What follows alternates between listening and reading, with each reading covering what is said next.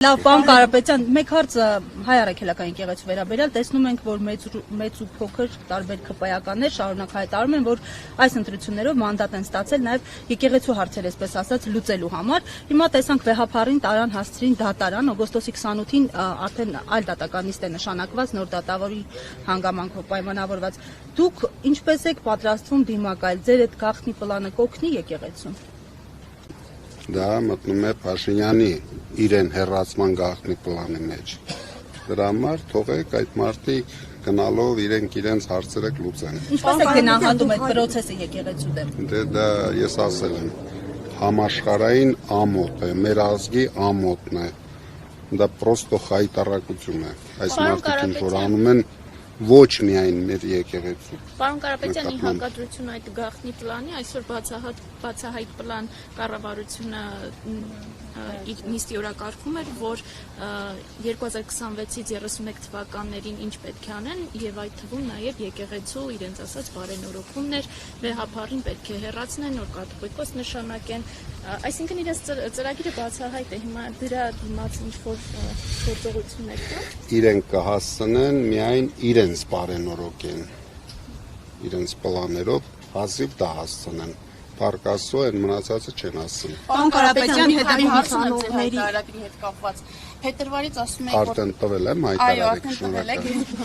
Փետրվարից ասում եք, որ տնային կալանքի պայմաններում անհնար է հայտարարագիրը ներկայացնելը, բայց փաստորեն կարողացել եք, ո՞նց է ստացվել։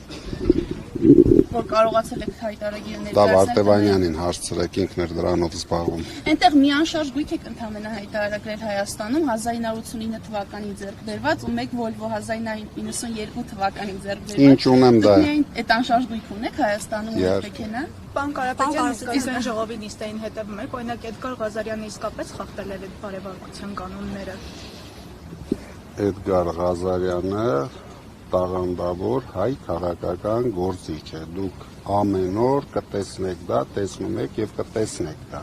Իսկ առհասարակ ինչպես եք գնահատում ձեր թիմի աշխատանքը։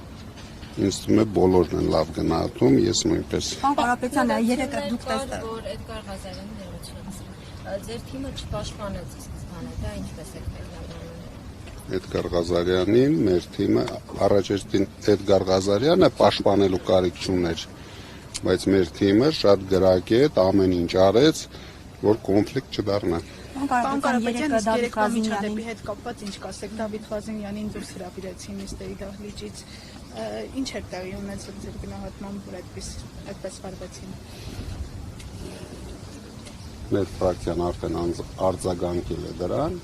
եւ շատ ճիշտ արել է։ Զղջացել էին իշխանություններն այսօր զղջացել էին Վահագն Ալեքսանյանն այսօր ասեց Դա զղջալու բանը, զղջալու։ Իրենք ամեն ինչի համար պետք է զղջան։ Պարոն Կարապետյան, նաև ձեր Քանի որ շատ ապօրինություններ են անում, բոլորը պետք է հերթով զղջան։